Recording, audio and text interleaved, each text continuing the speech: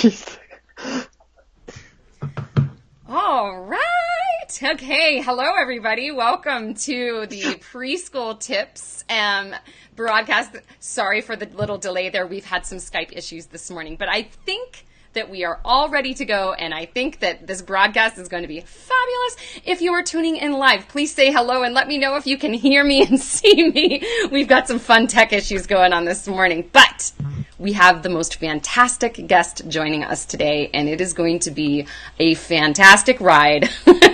We are chatting with Kris Skaletski, and she is the owner and creator of Kitty Keys, and she has some fabulous advice for you if you are interested in teaching preschoolers. Now, this advice is fantastic if you are a preschool music teacher, if you're interested in doing private lessons or group lessons, maybe if you've never taught preschoolers before, but you're kind of interested in it and you just want to see what it would be like, you are going to love this broadcast. It is going to be fun. All right, I see so many people tuning in. I see Dana and Deborah and Juanita, and hey, Jennifer Eckland's in the house, and I see Libby, Christy. Oh, hello, everybody. Welcome, welcome.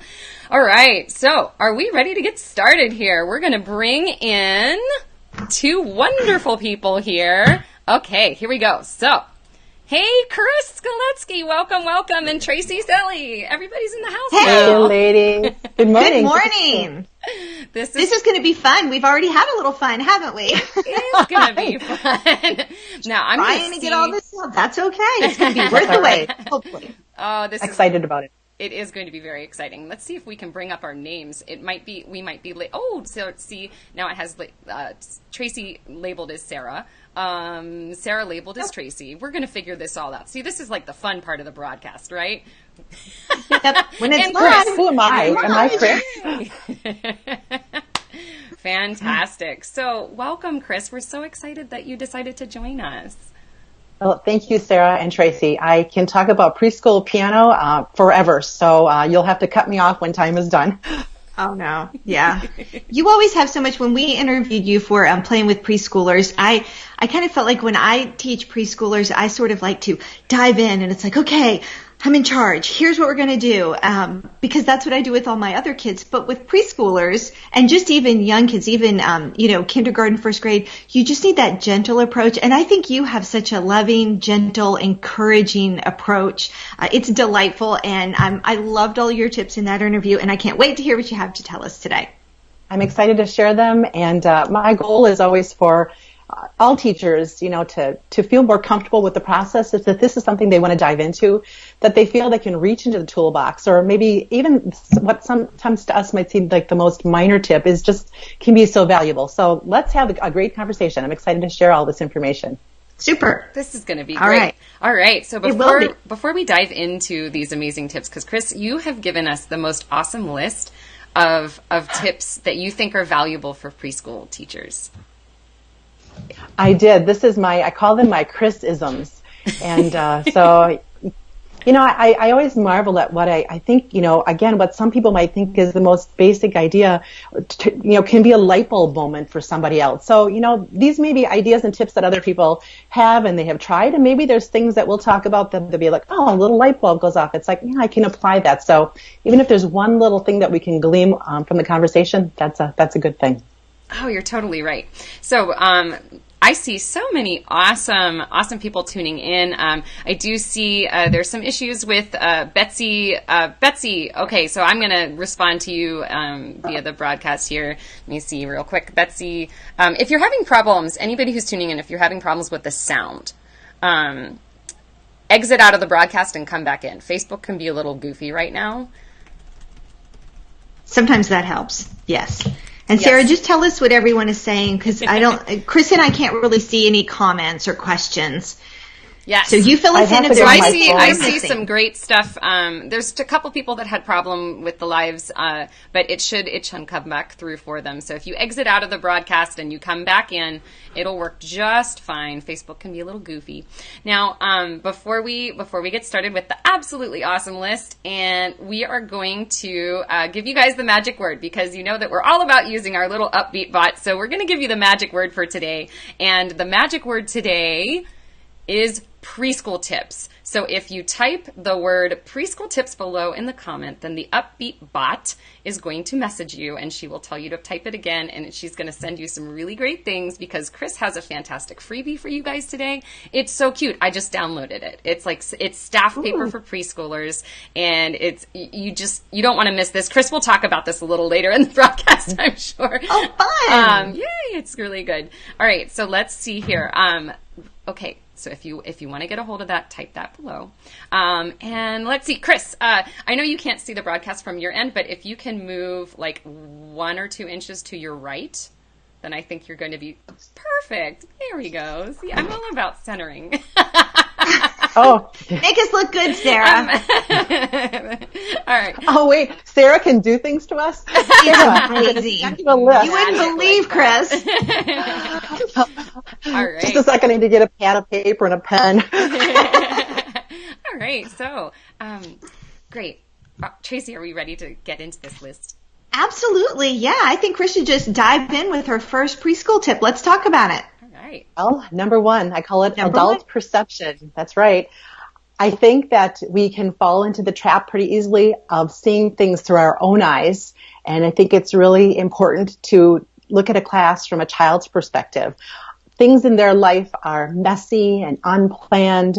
We ask them to continually roll with things, and yet we tend to come in with the approach of structure, which I think is really important. If you don't have a plan, and a plan is going to be, coming up in the tips, you have to have a plan, but it's okay to let it go and not put our adult perception of how a class should look, because it's not going to look that way. I think 99% of the time, 99.9% of the time, it's going to be a lot more messy than that. Let it be messy with the kids. Let it roll. Let it flow. Use your plan as a guide and try to embrace the messy, right? Sometimes the best classes I had were what I thought I taught nothing. I came out of there sweating and thinking, and I'm specifically talking more about group classes. But this applies to a semi-private or a partner or even a private preschool piano lesson. We can't assume that what we think it's going to look like is going to be the takeaway. So forget that already. Put that out of your head. Your adult perception is not going to be the child's perception, and we should meet them where they are. Messy is okay. Messy is okay. I remember in one of the interviews that we did for the Playing with Preschoolers, I don't remember who said it. It might have been you, Kris. I don't think it was you, but it could have been. Said, look at it. If you're teaching like a private lesson, imagine what it's like to have that little tiny kid walk into your big adult room and what it's like. And, it is a very different perception. The child coming in a little scared, a little afraid, they're uncertain, whereas we're commanding, we know exactly what's going to happen. But we need to step back and take a look at it from that child's perspective. It's very different, have that gentle approach. Like I said, I can't remember who said it, but that's really stuck with me. Right. I think that's so important. It's not going to look exactly like we want it to look, and that's okay. Maybe we need to give ourselves permission that the messy and not according to plan is okay. I think this harkens to any preschool piano lesson. So often we see teachers asking about progress. Child isn't practicing, they're not progressing. That's okay. They're all different, whether they are 2.5, 3, 4, 5, or 10. Every child is different, and that's why reviewing and lateral work and just saying, well, this is where they are, they're not going to meet our adult measure of success because they each have their own. It's okay if they stay in one place and rotate and circle around and develop other ideas. When they're so young, they're still developing their strengths. They are just who that little human happens to be at that particular point in time, and that's who we're teaching, who that child is then and there. And I can you tell I feel really strongly about that. I just think it's okay that they are not at the pace of another child. It's them. It's about them, really, and it's okay where they are. It's perfect where they are. Mm-hmm. It is. And okay, I'm going to just address a couple little issues right here. It sounds like our Skype is being a little goofy, and it looks like the video might be lagging a little bit, but I assure you all the audio is working, and hopefully the video will catch up in just a moment here.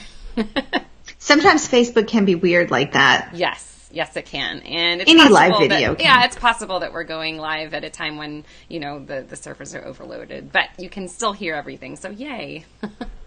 As long as the audio is not compromised, we're good. Yes. Right.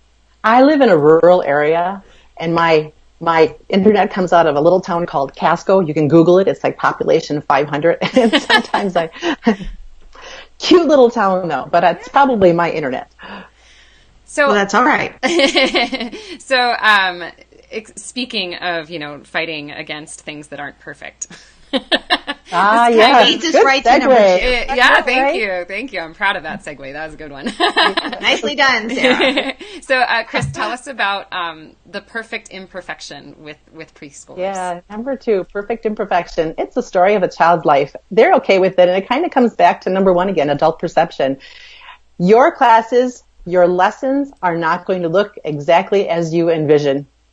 I hate to break it to anybody, but that's just not how it is. And the sooner you accept that, the happier you will be teaching preschool children.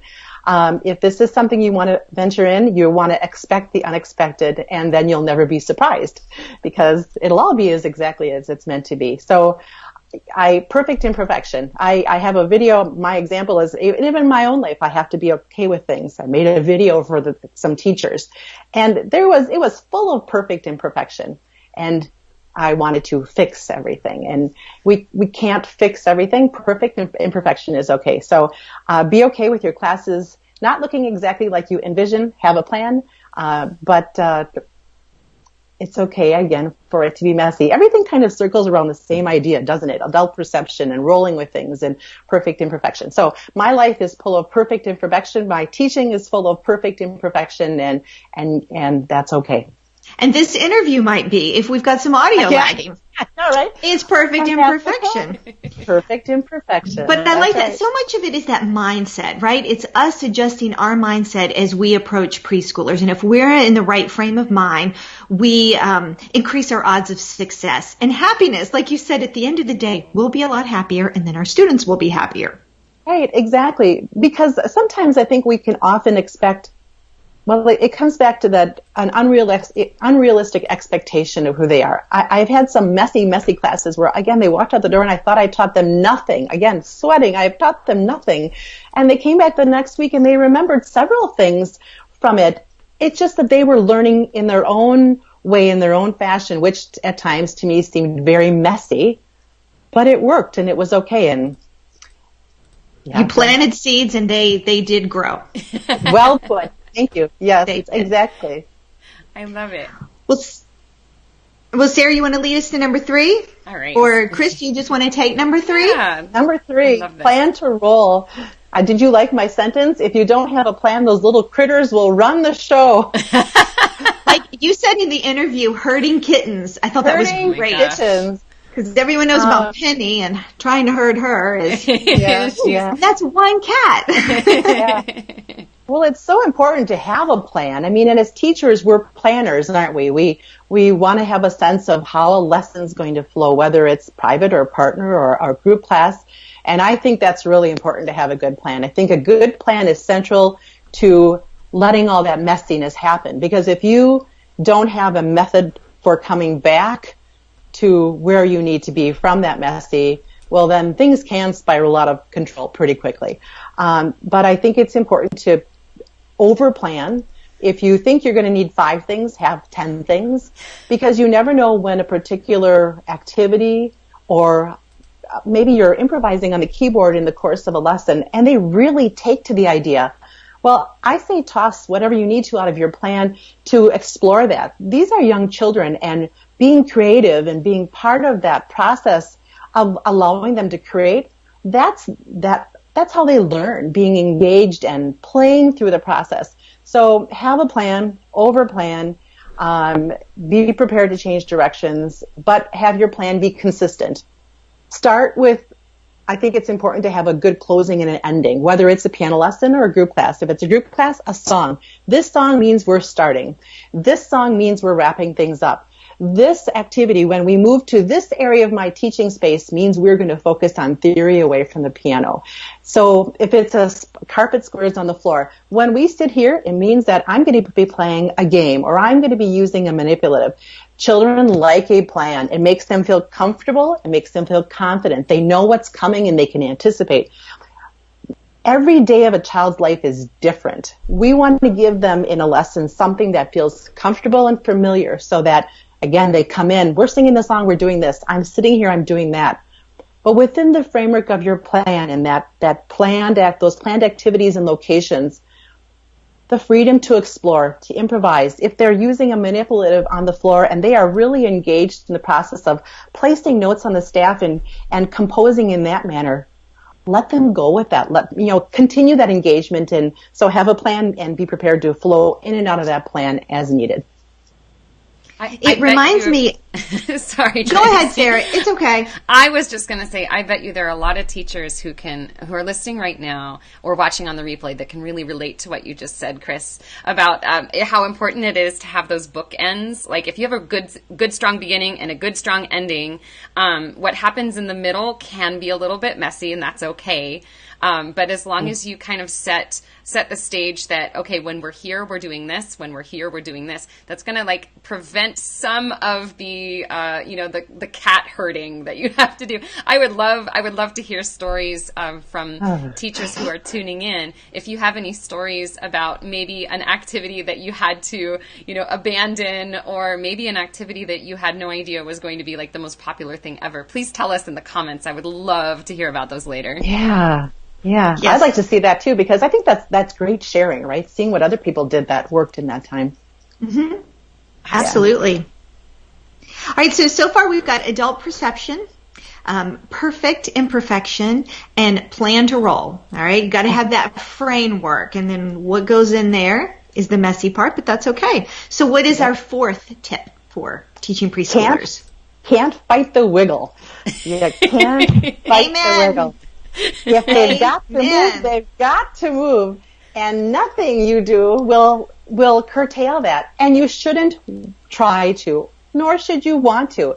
Children learn by moving, especially young children. They need to engage their body before they can engage their brain. So a good idea is to have movement as part of, again, every lesson or class, whether it's a piano lesson or not. Get up and play the piano or move to music and have them engaged in wiggling. I guarantee you, if you shake out their wiggles, they will have a much easier time engaging their brain. So whether it's in the beginning of a class or lesson or at some point in it, I can't overstate the importance of letting them shake out their wiggles. And again, it doesn't mean you have to abandon ship on your plan. It just means you're going to go and then the little messy section and then come back to your plan after you've changed directions. Can we talk a little bit right now about the importance of movement and crossing midline? Are we okay kind of deviating and heading in that direction a little bit? I can do it. Absolutely. I think it's good too, because this is something, I'll just be honest, I struggle with this. I just tend to want I just live in a dream world, Kris, and I just want my kid, well, I'm not teaching preschoolers right now, but I just kind of want them to sit there and do their thing, and I really have to be intentional to get up and allow movement. I struggle in this area, so any encouragement or tips would be great. All right. So music and movement, preschool music programs have long been centered on that. That was the core, the component of music and movement. And there's a really good reason for that. Children's bodies engage their brains. So I attended an occupational therapist conference, a national occupational therapist conference 2 years ago. And it was one of the best conferences I've ever attended because so much of what they do is akin to the work that we do with children, and it's so relatable. So I talked to this wonderful woman who's written several books on handwriting strategies for young children. And, we all know handwriting. They have a grip that they have to do with the pencil or pen or crayon. And that's an area of emphasis for a lot of young children. And then they work with them on tracing. And if you think about writing, you move left to right. And so you need a very spatial connection with your body. Your body has to go here to a finite point, and then you move off to the right. And we can really relate that to meeting music, can't we? We need them to bring their eyes to a finite place in the music with some scope to it. Obviously, they have to see beyond that note or that measure, but we want them to come there and focus and move on to the right and be reading through music. So for me, her work that she had done with handwriting skills in pediatric students was really relatable to what we were doing with preschool children, or what we want to do. So she talked a lot about moving and how when they start working on their handwriting skills and their holding, they don't start at all with their hands. They start with large gross motor activities and work their gross skills to bring the children to that finite spot. So something that we incorporate in Kitty Keys, and that is easily incorporated in your classes, is to do some large actions. Say, turn to your left. Now turn to your right. Wave up high, and now point to me. And then, so in doing that, you move the body one way, move the body the other way, have them do a large skill, and then we bring them to a finite point. And I'm sorry that I'm pointing at you, ladies, but I'm pointing at you right now. And that's how they start. They start with a gross skill. And I thought, well, that's really easy, relatable. We want children to get up and march and move all the time. And the other thing she said is to do a lot of midline crossing. And midline crossing is anytime we bring our leg or our arm across our body to the other side, because we want both sides of the brain talking to each other.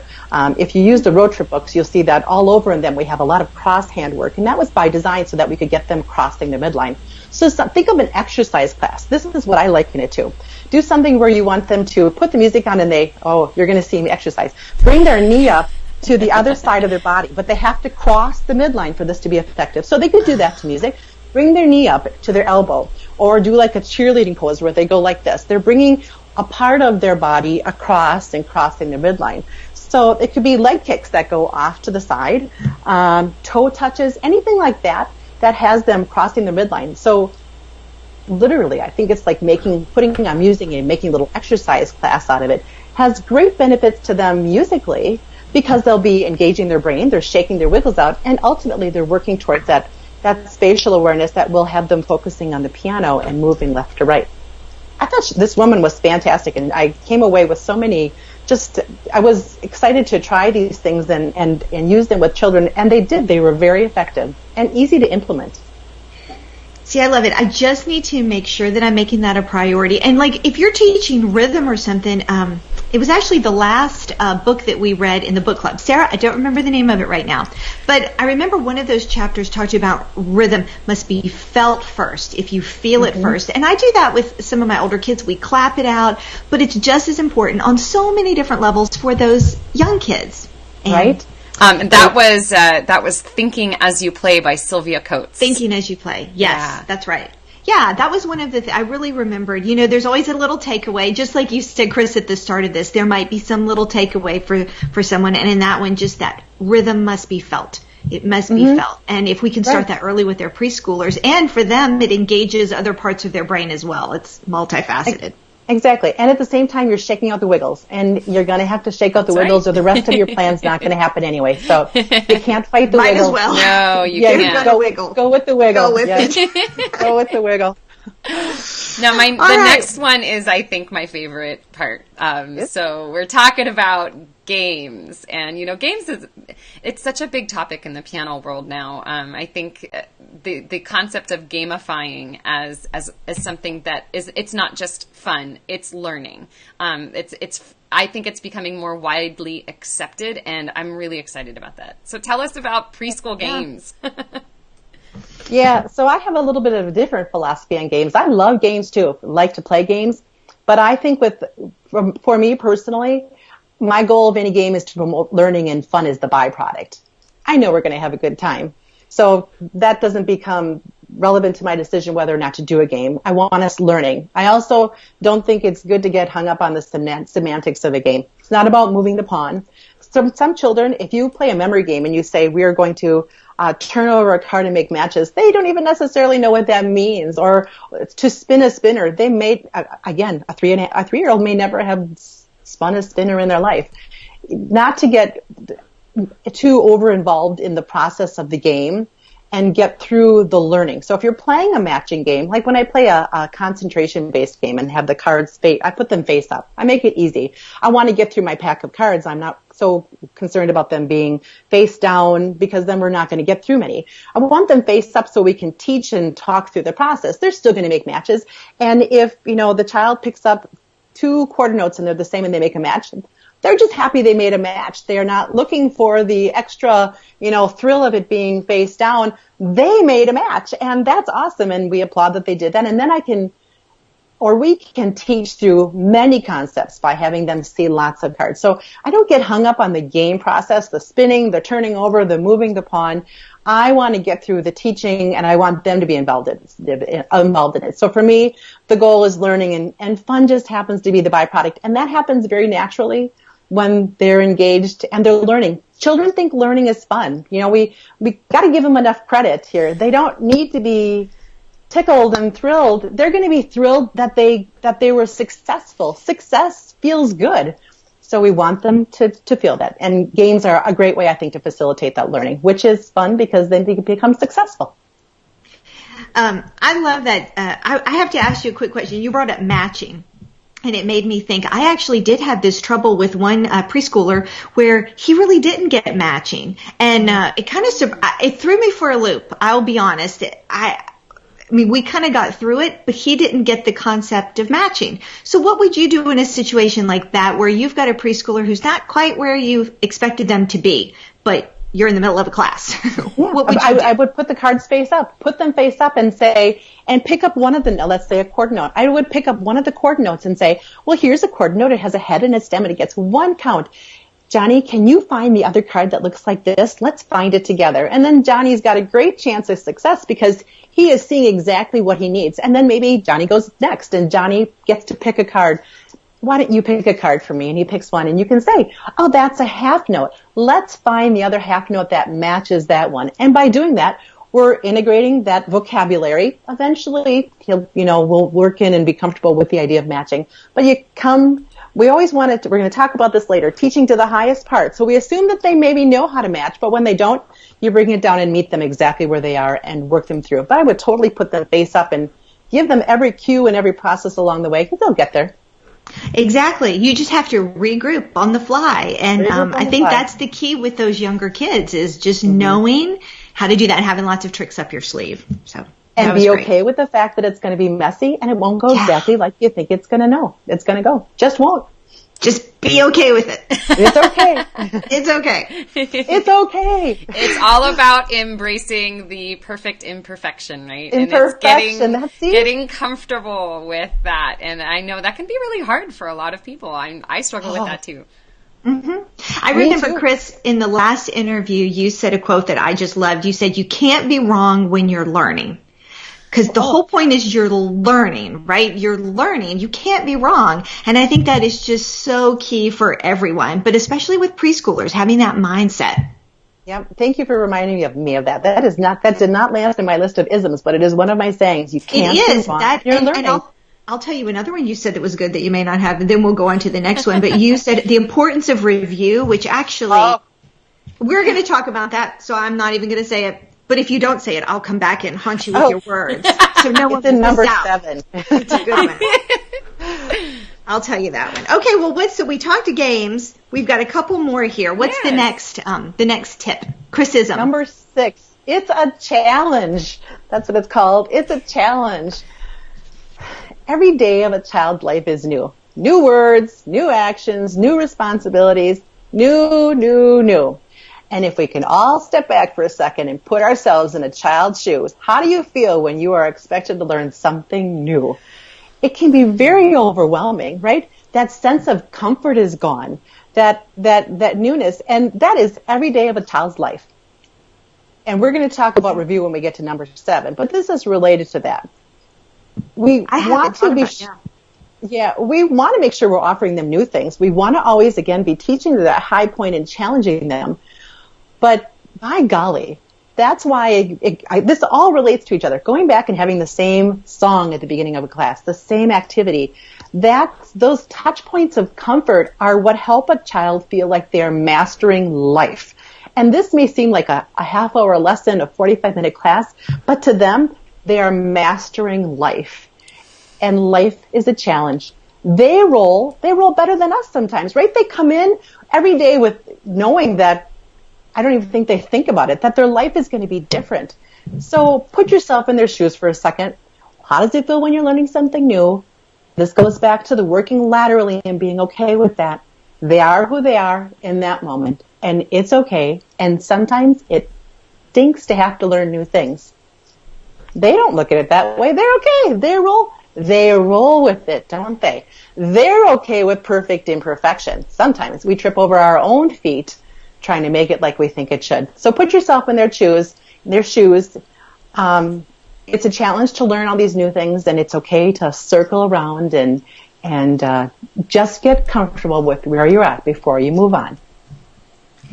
Yeah, I love that perspective. Have you ever had a parent that maybe resists that a little bit, that they want their child always learning something new? And if so, how do you handle that? I've had a parent that was kind of that way. How do you handle that? Sure. Absolutely. I tend to be very direct and honest with parents because I think they need to understand that I know they all think that their child is probably the next Mozart, Beethoven, whoever you want to list. And that's wonderful. I try to find things for the parent that I find as marked in a child's development. Well, I might say to them, I totally understand what you're saying. I'm so thrilled to see that when Johnny first started, he really had to work at using each of his fingers, and now I see him improvising and using 3 fingers on his left and right hand and identifying those so well. And that skill of knowing his left and right hand and his midline work and his gross body skills are so good. And this is going to translate so well to his piano lessons and to his work in school. And I'm confident that we're going to continue to see that development that really benefits from the work we're doing here. And I'm sure you'll see that as well. So I try to spin that on like the little things, the things that I'm seeing the child mastering. The parent's not necessarily going to see that. I want to point those things out in a positive way and relate it to what they ultimately want, which is success in piano lessons and success in school and in life. Yeah, and just how important those are. A lot of parents aren't really thinking about how important it is to know right hand from left hand. I mean, yes, they know their kids need to know that, but you're showing them you're explaining that the student is progressing in different areas where it's more valuable than what the parents may realize. Oh, right. Pattern work. I mean, what do children do in preschool? They work patterns. What do we do in preschool piano and lessons and group classes? The piano is the perfect example of a pattern, the groups of the 2s and the 3 black keys, and making that a cohesive package. You know, they don't know what they don't know, and it's not their fault. They have I always know a parent has their child's best interest at heart, but it's up to us to fill in those blanks and let them know these are the tangible things that I'm seeing, that I am seeing in that development. And they have to hear that for what it is. You know, the child may or may not be Mozart, but celebrate those wonderful positive advances and it can be something so, it may not be playing through a song and reading the notes, and that's okay. Maybe it's identifying, again, going back to the left and the right hand. I think that's a huge skill. I had 10-year-olds that couldn't tell me their left and their right hand. And that is the big deal. So look at that child as an individual and relate those positive, whatever those advances are and whatever the accomplishments are, they're all big to that child, I can guarantee you. Yes. I love that it all comes back to not comparing. There's not like a set list of, okay, this is when you achieve this and this and this and this. I mean, any parent, I'm not a parent, but I have nieces and nephews, and I've heard a lot about this from my sister. Nothing goes in order. They learn in their own time, in their own way, and you got to celebrate when they make those little connections. And I think that's fantastic. Right. Yeah. And both of you said the word celebrate, and I love that because I think it is. It's with this kid, we have to. It's a lot of it presentation, and if we're celebrating with them, they're getting excited, and we're getting excited, and that's how you win. Yep. Yeah, I love that. That's feel-good education. It should feel good, right? It's like games. You're learning, but you're still having fun. You can have both. Thank goodness. Yeah, right? Yes. Hello. I like to have fun. Yeah. I know you do. Yeah. You're funny too. Okay. So let's go on to the next one, the review. I know well, I just said it. I call this the 3 C's of review because you've got 3 C's, Kris, and these are really cool. I know. Jennifer Ackland, I think she thinks it's a tongue twister, but It is the 3 C's. Yeah. This is my favorite Krisism. So I'm going to look at it to make sure I say it right, although I'm sure I could say it verbatim. Review. Well, I won't say it just yet. Review. This is the single most important thing I think that any teacher should remember. My opinion, but it bears itself out. It's okay to go back and review. Children need review. Review leads to comfort and confidence. I'm not even looking at my notes. Review leads to comfort and confidence.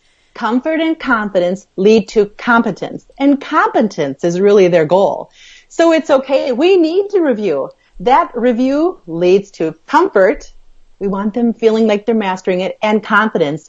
I know I'm getting this. Look how much better I am at the last time I tried it. And then when they feel that competence, well, that's the goal. That's what the parents are looking for. That's what the child needs. So we're always thinking mastery. How can I get them to master? Review, review, review. Talk about it again. A lesson plan, I really feel like should always start with going back, reviewing, talking about things. And it doesn't have to be a full-on 15 minutes. It can be a mention of something. Children are sponges. We're going to talk about assumed competence and success, but all of these things are interrelated, I think. So even if we're just holding up a flashcard that says, hey, here's the chord note. We talked about it last week. It's got a head. It's got a stem. It gets 1 count, like the word please. Please, let's continue with class.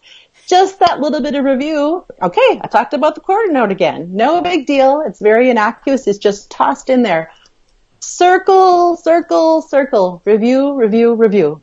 Review leads to comfort and confidence. Comfort and confidence lead to competence. And that's all we want as a teacher. We want them to be competent. I love it. Yes, I do. And I think that is so applicable for any age, anyone, inside music, outside music. With my older kids, if I start with a game, just a quick little, Ninjenius. Everyone loves Ninjenius. Just reviewing those notes really fast, they do so much better at their lesson.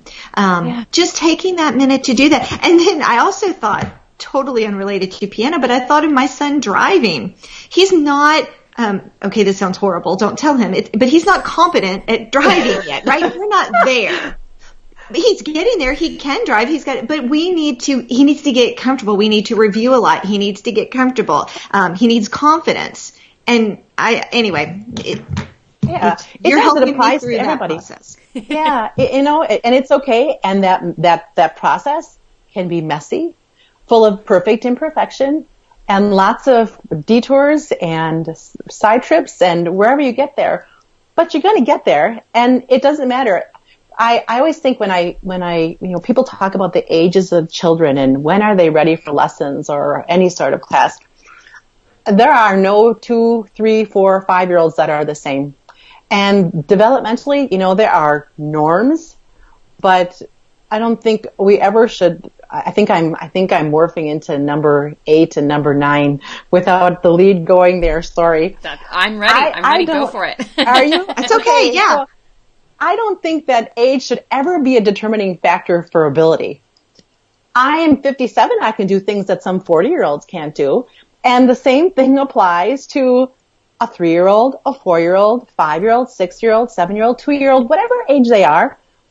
Again, there are developmental norms, but I think that they all deserve to be looked at for who they are, where they are developmentally. Are there some 4-year-olds that are ready for piano lessons? Sure, absolutely. Are there some 3-year-olds?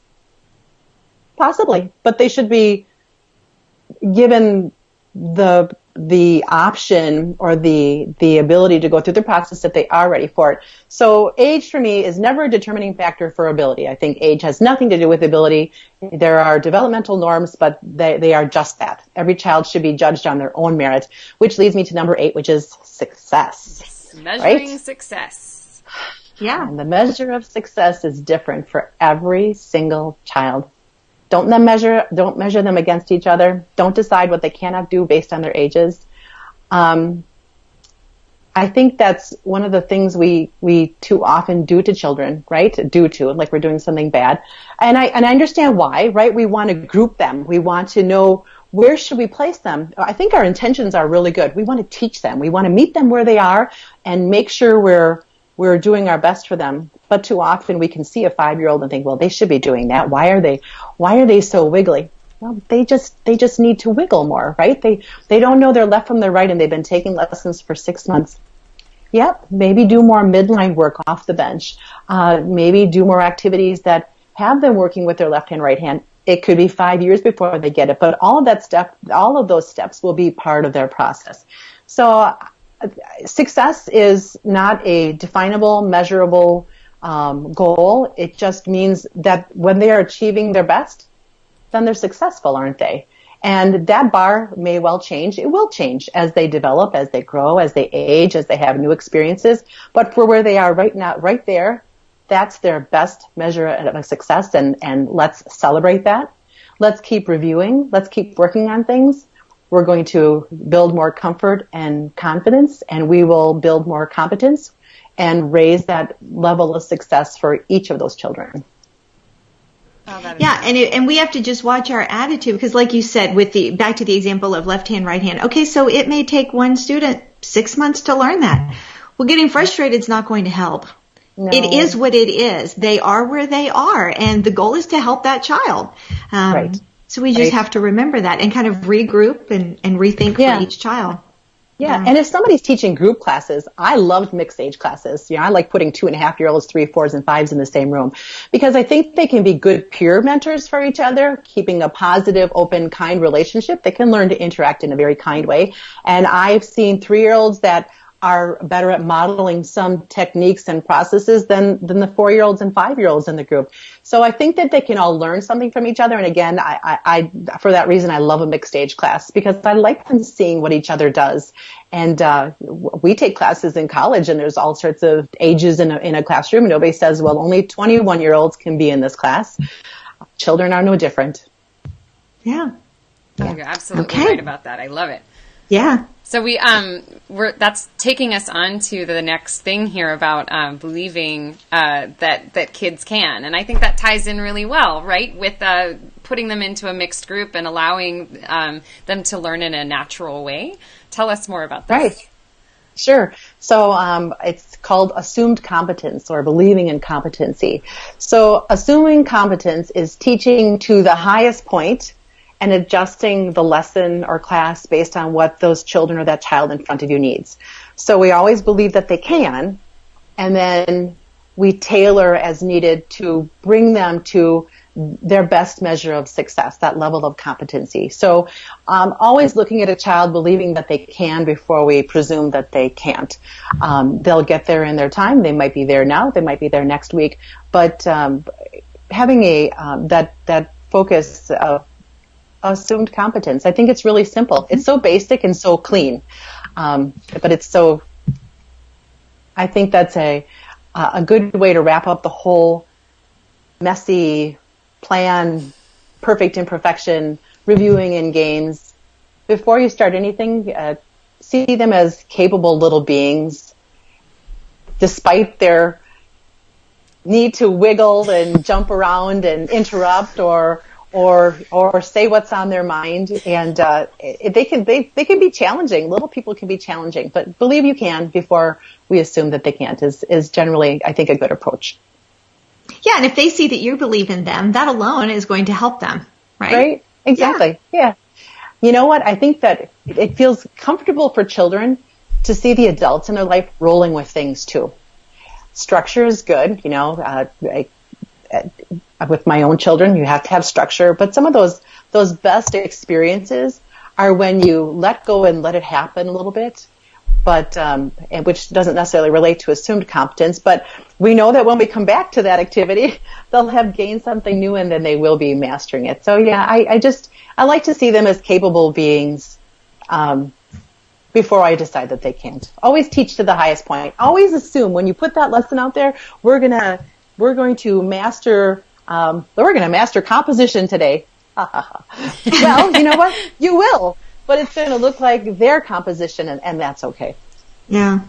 Oh, that's gorgeous. Yeah. Oh, yep. So, Kris, can we real fast? We're going to go through all of the 9 tips to review, because comfort equals confidence equals competence. So let's review real fast.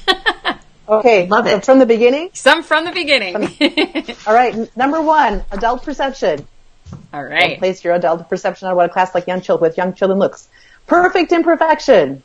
It's the story of a child's life. They're okay with it. We should be okay with it too. Plan to roll. If you don't have a plan, they'll run the show. But have a plan and over plan. You can't fight the wiggle. Shake out the wiggles. Wake up their body. Yep. Go with it. Make the brain function, right? Games are great. But learning can be the focus and fun is the easy, great byproduct. Yes. It's a challenge. Every day of a child's life is a challenge. Know that, remember that, and give them some time to conquer the challenge. Review. Review leads to comfort and confidence. Comfort and confidence lead to competence. Competence is the goal. Success. The measure of success is different for every single child. That's okay. Don't measure them against each other. Assumed competence. Teach to the highest point. Assume that they can before we presume that they can't. And then the side notes were to do midline work. Do exercises. Left, right, left. Tracy, you have to lead the exercise class. Jazz hands. Right. Yes, jazz hands.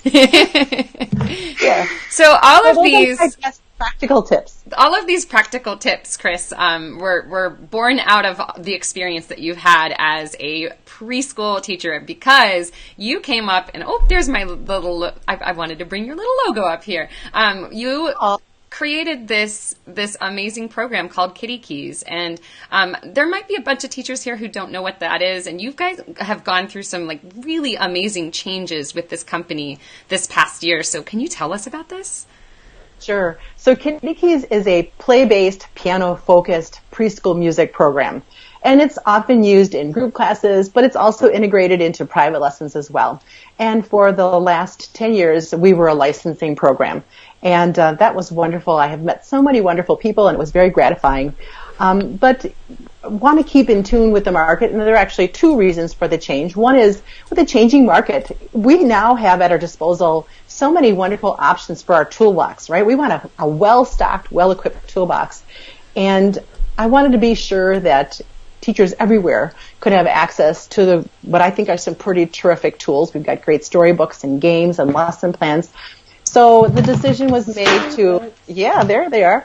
The decision was made to take the materials and break them out into a la carte. So now we are in the process. We have a wonderful web developer, Justin Beatty, is a saint, and he is working so hard to get everything in the store. So, I mean, if anybody has the time to check it out, I'm so proud of the materials because I feel like they're really child-friendly.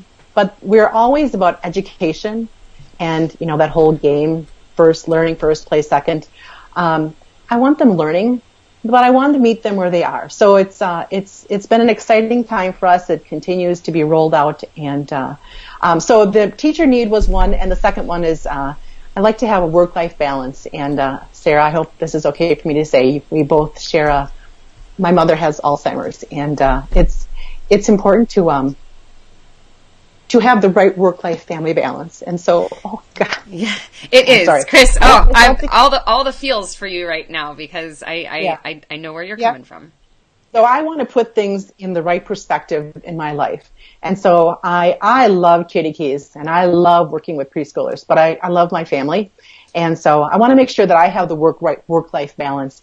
And so this was the right move for teachers, and it was certainly the right move for me as well. So I could talk about preschool piano forever, and I am just thrilled that this is a group of colleagues that I get to interact with. So I find it very gratifying. It is really gratifying, isn't it?